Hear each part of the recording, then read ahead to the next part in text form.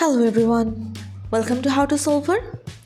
Today in this video, I'm gonna show you how to wake screen for notification in your Android phone.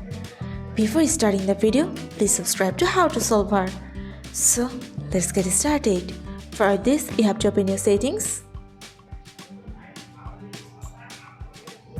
Let's scroll down. Page and notifications.